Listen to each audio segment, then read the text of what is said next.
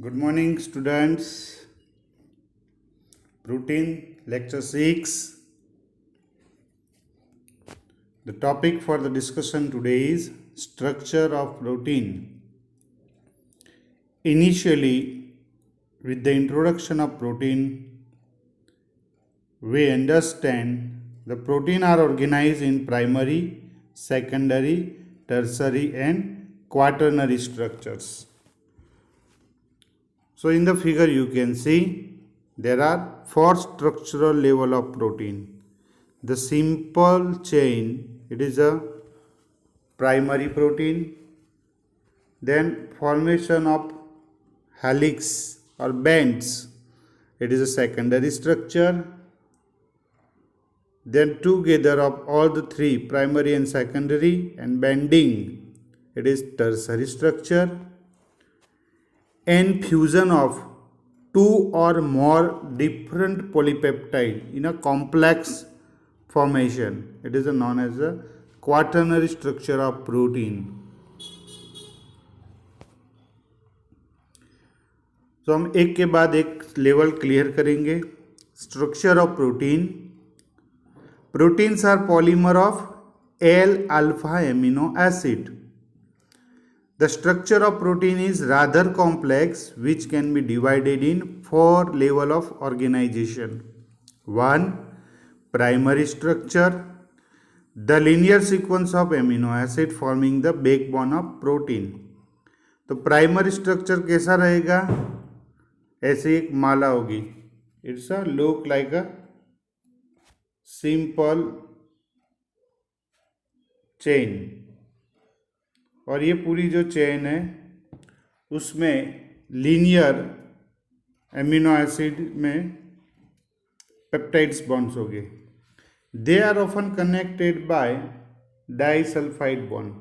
जहाँ पे 2 सिस्टाइन आएंगे तो सामने सामने वो डाइसल्फाइड बॉन्ड बना देंगे.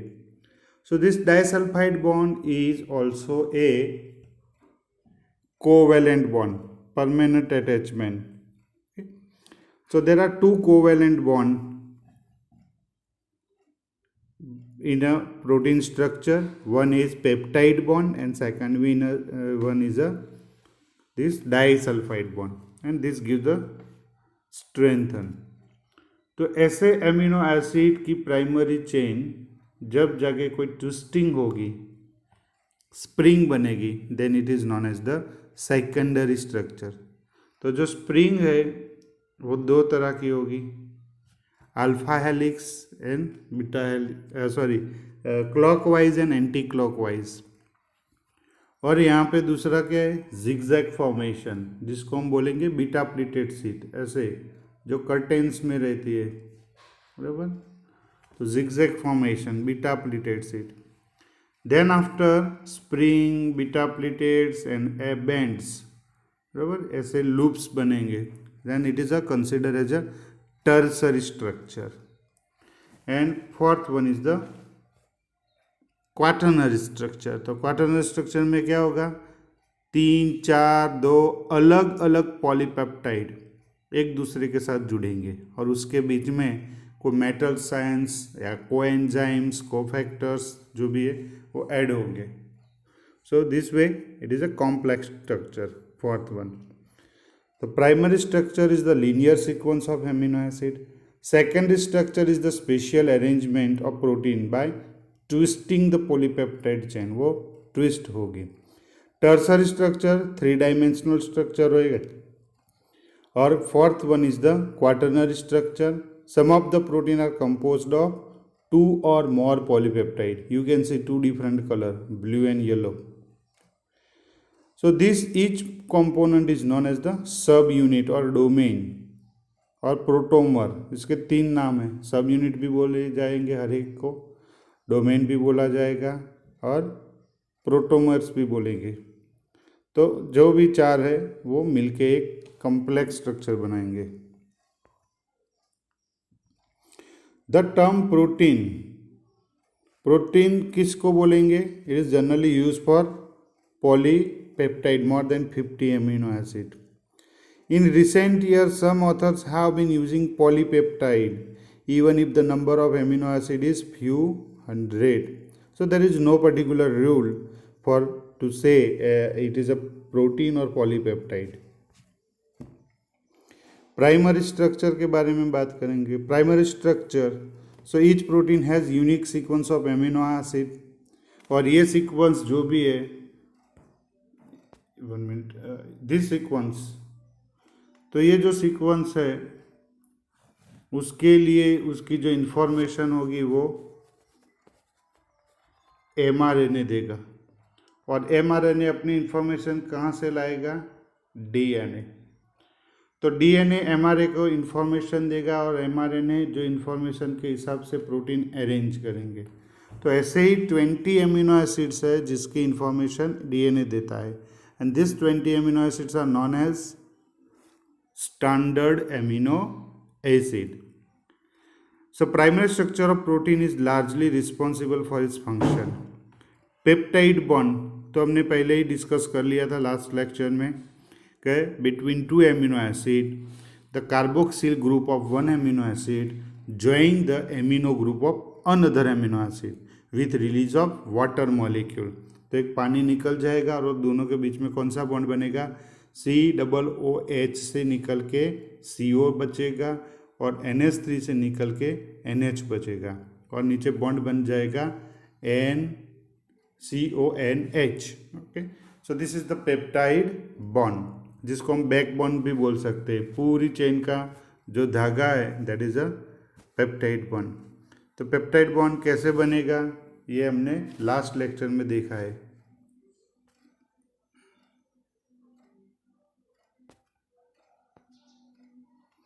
Secondary structure of protein. The conformation of polypeptide chain by twisting or folding is referred as secondary structure. Secondary structure क्या है? Folding होगा amino acid chain. The amino acids are located close to each other in the sequence. तो वो अपने आप एक दूसरे के पास आएगी. The two type of secondary structure, दो तरह के, एक है अल्फा हेलिक्स जो स्प्रिंग जैसा है येलो कलर का, एंड बीटा शीट्स जिसमें हम zigzag पैटर्न बनेगा. They are mainly identified. So Indian scientist Ramachandran during 1923 made the significant contribution in understanding of spatial arrangement of polypeptide chain. Alpha helix के कुछ rules जान लेंगे. Alpha helix is the most common spiral structure of protein. ये सभी protein में होता है शायद. It has rigid arrangement of peptide chain. Rigid मतलब स्ट्रॉन्ग है वो spring. Alpha helix structure was proposed by the Pauling and Corey in 1951. तो अल्फा का स्ट्रक्चर का rules number 1, alpha helix is tightly packed coil structure. ये spring जैसा coil वाला एक स्ट्रक्चर है, and side chain extending outwards from the central axis. तो वो आर ग्रुप आप देख सकते हो बाहर आएगा. Alpha helix is established by the extensive hydrogen bonding. अब हम हाइड्रोजन बॉन्डिंग सही से आइडेंटिफाई करें.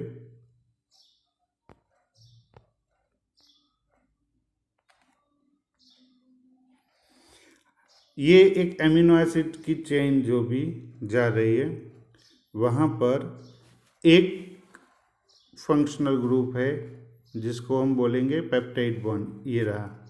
तो ये पेप्टाइड बॉन्ड का नाम क्या है? CONH. ये एक पेप्टाइड बॉन्ड है. यहाँ पे दूसरा नाम है CONH.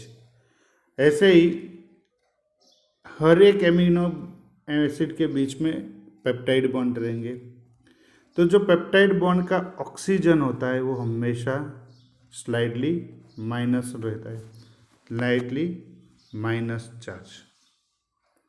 और दूसरी तरफ जो हाइड्रोजन रहते हैं वो स्लाइटली पॉजिटिवली चार्ज रहेंगे.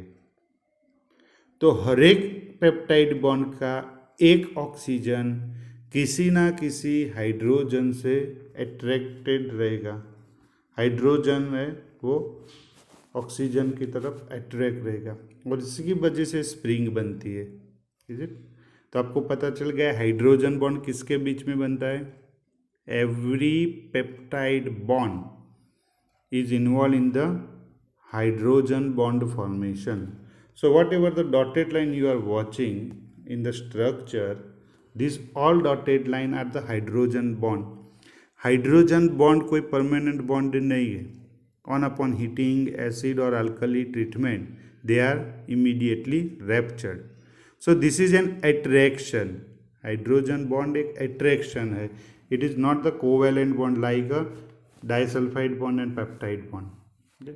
तो अल्फा हेलिक्स जो भी है that is extensively stabilised by hydrogen bonding. Hydrogen bond किसके बीच में बनेंगे? It is formed between H atom of peptide bond attached with N and O atom of peptide bond attached with C. तो carbon के साथ जो oxygen जुड़ा है CO और दूसरे के NH से, तो उसके H और इसका O एक दूसरे को अट्रैक्ट करेंगे due to weak one. The hydrogen bond are slightly weak. ये वीक बॉन्ड है. They are strong enough to stabilise the helix. पर उसके इतने सारे नंबर्स है कि हेलिक्स स्टेबिलाइज रहेगा. All the peptide bond except first and last in the peptide polypeptide chain participate in hydrogen bonding. पहला और आखिरी वो बॉन्ड पेप्टाइड बॉन्ड जो है वो हाइड्रोजन बॉन्ड नहीं बनाएगा.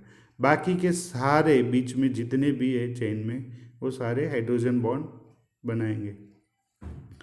Alpha helix contain 3.6 amino acid and travel the distance of 0.54 nanometer. The space between each amino acid is 0.15 nanometer. तो एक जो गर्त और श्रृंग जिसको बोलते हैं एक हेलिक्स, तो एक हेलिक्स के बीच में 3.6 एमिनो एसिड यानी 10 हेलिक्स में 36 एमिनो एसिड रहते हैं. अगर आप ऐसे स्प्रिंग के 10 राउंड्स ले लीजिए तो 10 राउंड्स में 36 एमिनो एसिड बनेंगे और एक एमिनो एसिड और दूसरे एमिनो एसिड के बीच में 54 नैनोमीटर का डिस्टेंस रहेगा. Alpha helix is a stable conformation and formed spontaneously with lowest energy. तो अल्फा हेलिक्स अपने आप ही बन जाता है. उसके लिए कुछ ज़्यादा नहीं, सिर्फ ये अपने आप अट्रैक्शन हो जाते हैं हाइड्रोजन बॉन्ड से. हाँ, अगर उसमें हल्का सा भी टेम्परेचर इंक्रीज किया जाए तो वो टूट जाएंगे. The right handed alpha helix is more stable then the left handed helix. तो हमने तो बोला कि दो तरह के स्प्रिंग बन जाएंगे, एक क्लॉकवाइज और दूसरा एंटी क्लॉकवाइज, और दूसरे वर्ड में बोलेंगे right handed and left handed. So right-handed is more stable. Certain amino acid disturb the alpha helix. वो कौन से है जो अल्फा हेलिक्स डिस्टर्ब करेंगे? तो एसिडिक एमिनो एसिड ज़्यादा और बेसिक एमिनो एसिड. अब यहाँ पे बीटा प्लीटेड सीड भी देख सकते हो. So how they involve. आप बीटा प्लीटेड सीड में ये देख सकते हो हर जगह पे एक हाइड्रोजन बॉन्ड है. ये रहा सब हाइड्रोजन बॉन्ड, ये सारे बराबर. तो ये जो जिगजैग फॉर्मेशन है प्लीटेड, तो ये बीटा प्लीटेड साइड. तो बीटा प्लीटेड में भी दो पैटर्न आते हैं. एक ये डायरेक्शन इस तरह की है और ये डायरेक्शन इस तरह की है, तो उसको बोलेंगे एंटी पैरेलल. कैसे बोलेंगे? Anti parallel. और दूसरे में क्या होता है, यहाँ से जाके ये टर्न आता है, तो ये इसकी डायरेक्शन भी यही है और इसकी डायरेक्शन, तो इसके बीच में जो बॉन्ड बनेंगे वो पैरेलल होंगे बराबर. तो जब एमिनो एसिड की चेन ऑपोजिट है तो उसको एंटी पैरेलल, और पैरेलल है तो पैरेलल हाइड्रोजन बॉन्डिंग बनेंगे. यहाँ पे देखेंगे. So beta sheets are composed of 2 fully extended polypeptide chain. यहाँ पे आप देख सकते हो, यू कैन सी हियर कि ये इस तरह डायरेक्शन में जाएगा और ये इस डायरेक्शन में. तो यहाँ पे डायरेक्टली सीधे सीधे हाइड्रोजन बॉन्ड बनेंगे और ये पैरेलल है. तो पैरेलल में आप देख सकते हो बिल्कुल सामने नहीं आ रहा। So this are the two way of beta pleated sheet hydrogen bond forming pattern, two pattern, एक पैरेलल और दूसरी anti parallel. The polypeptide chain in beta sheet में be arrange either in parallel, means दोनों एक ही direction में जा रहे हैं, पैरेलल, और एंटी पैरेलल, ऑपोजिट डायरेक्शन में चेन्स जा रहे हैं। बीटा प्लेटेड सीट में be formed either by separate polypeptide chain, hydrogen bonds are interchain, और single polypeptide chain folding back to its own. तो इसमें क्या, ये जो बताए वो कैसे, एक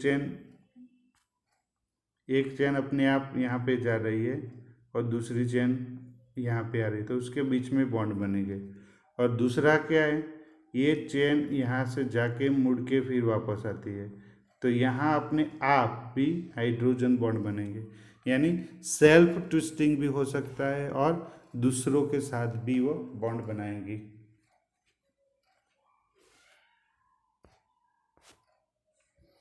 tertiary structure of protein, it is a 3 dimensional arrangement of protein.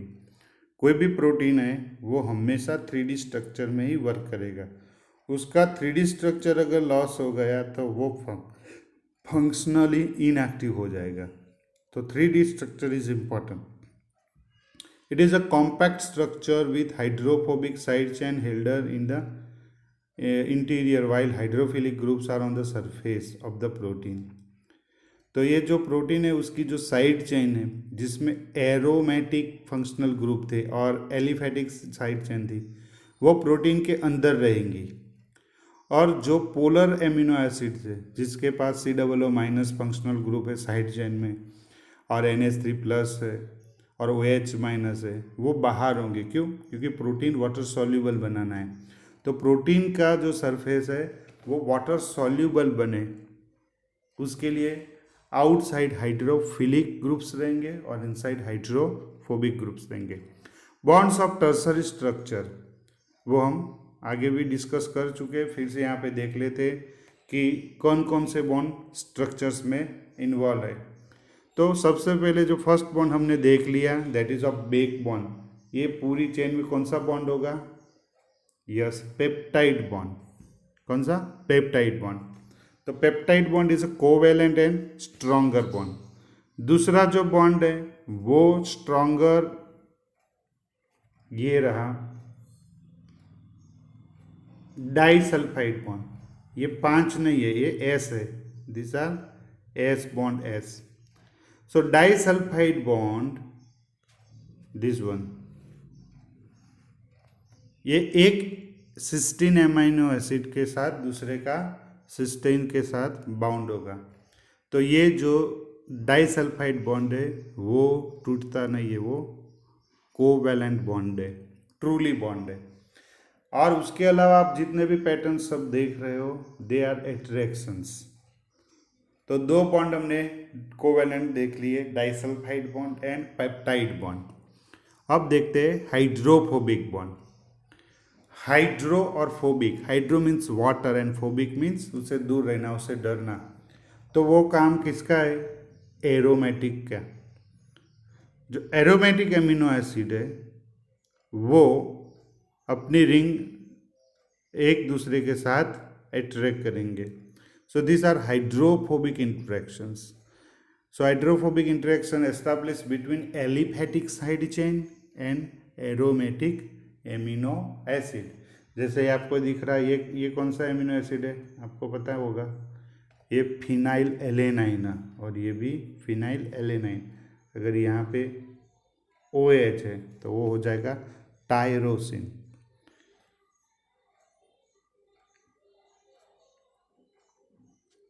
फिर ये देखो CH3 और CH3, तो ये भी एक एलिफेटिक चेन है, हाइड्रोफोबिक इंटरेक्शन। फिर हम बात करेंगे आयोनिक अट्रैक्शंस की। तो आयोनिक अट्रैक्शंस क्या है? यहाँ पे आप देख रहे हो कि एक का एमिनो ग्रुप प्लस चार्ज यहाँ प्लस चार्ज और ये माइनस चार्ज, एक दूसरे को अट्रैक्ट करेंगे।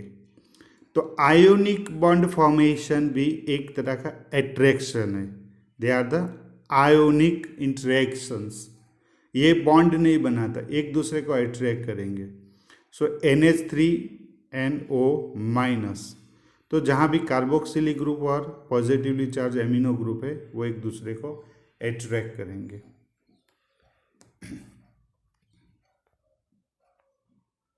फिर पोलर बॉन्ड्स है जो OH माइनस और यहाँ पे ऑक्सीजन, तो ये बॉन्ड जो है that is a hydrogen bond, dotted hydrogen bond ये बना सकते हैं जहाँ पे डॉट डॉट किए H और ऑक्सीजन। तो हाइड्रोजन बॉन्ड किसके बीच में बनेंगे? ऑक्सीजन और हाइड्रोजन, सल्फर और hydrogen, and nitrogen and hydrogen, और फॉस्फोरस एंड हाइड्रोजन। तो ये हाइड्रोजन है वो अट्रैक्ट होगा किसी के नेगेटिव चार्ज से, तो ये हाइड्रोजन बॉन्ड भी यहाँ पे रहेंगे। So you have to check all this one. ये बड़े से राउंड में कौन सा बॉन्ड है? Hydrophobic interactions, okay. और ये हाइड्रोफिलिक इंटरेक्शंस है, आयोनिक चार्जेस है, आयोनिक बॉन्ड्स है, पॉजिटिवली चार्ज साइड चेन।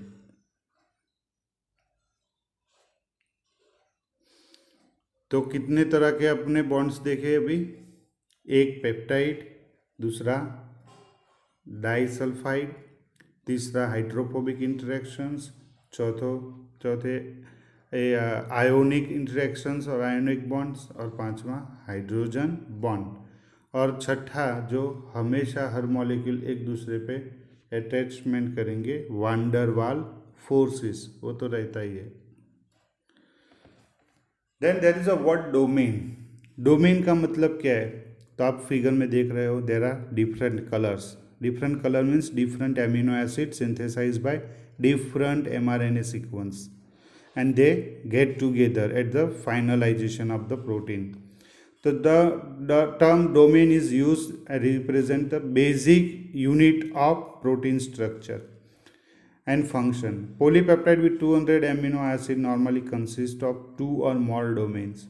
तो 200 से ज़्यादा एमिनो एसिड चेन में 2 चेन हो सकती है, और हर एक चेन को हम बोलेंगे डोमेन या प्रोटोमर और सब यूनिट, तीनों के नाम है, ये नीचे लिखा है। Quaternary structure, a great majority of protein are composed of single polypeptide chain.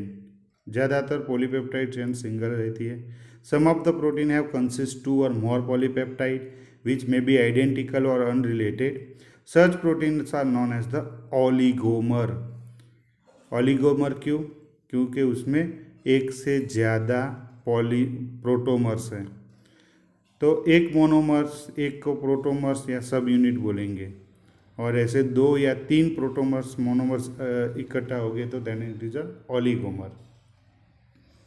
So bond के बारे में ऑलरेडी हमने डिस्कस कर लिया, फिर भी आप देख लो फिगर को, पॉज करो video and see the hydrophobic interaction, peptide chain, disulphide bond, ionic attraction and hydrogen bond. Is it? तो इसके पर आपको शॉर्ट नोट हो सकती है। तो bond responsible for protein structure. Protein structure में जो बॉन्ड है उसको 2 कैटेगरी में हम बात करेंगे। First is covalent bond. तो 2 कोवेलेंट बॉन्ड है, एक है peptide bond and second is disulphide bond. Disulphide का क्या मतलब है? S bond S, it is formed by sulphydryl group of 2 cysteine residue. तो जो 2 सिस्टीन रेसिड्यू है उसके बीच में ये बॉन्ड बनेगा। और नॉन कोवेलेंट बॉन्ड है, there are mainly 4 type of non covalent bond, जो वीक बॉन्ड्स भी है। हाइड्रोजन बॉन्ड, हाइड्रोजन बॉन्ड हर एक नाइट्रोजन और कार्बोक्सिल ग्रुप का जो ऑक्सीजन है CO, वो दूसरे हाइड्रोजन को अट्रैक्ट करेगा। तो हर पेप्टाइड बॉन्ड तो बनाता ही है हाइड्रोजन बॉन्ड। इसके अलावा जिसके पास OH माइनस ग्रुप है साइड चेन में, सेराइन, थ्रियोनाइन और टायरोसिन, बेंजीन रिंग के ऊपर OH माइनस ग्रुप है, So all this make this hydrogen bond. दूसरा है हाइड्रोफोबिक बॉन्ड. तो they are the non-polar side chain neutral amino acid tends to be close associated with each in a protein. Such these are not true bond. तो ये सारे bond नहीं है पर एट्रैक्शंस है. Electrostatic bond. तो इलेक्ट्रोस्टैटिक जो चार्ज्ड ग्रुप वाले साइड चेन है COO माइनस, जैसे कि एसिटिक एस्पार्टिक एसिड और ग्लूटामिक एसिड, और NH3+ वाले साइड चेन जिसमें लाइसिन आर्जिनिन. तो ये जो है उसके साइड चेन पॉजिटिवली और नेगेटिवली चार्ज एक दूसरे को अट्रैक्ट करेंगे, इलेक्ट्रोस्टैटिक अट्रैक्शन. और चौथा जैसे मैंने बोला van der Waals forces. This are the non covalent association between electrically neutral molecules जो एलिफेटिक चेन के बनेंगे, जिसको हमने बोला हाइड्रोफोबिक इंटरेक्शंस. जो बेंजीन रिंग है अपने आप में वो बनाएगी hydrophobic interactions. Is it? So with this one we complete this topic, structural level of protein and the bond found in the protein. Next time there will be the last lecture on protein and it is the classification of protein. Thank you very much.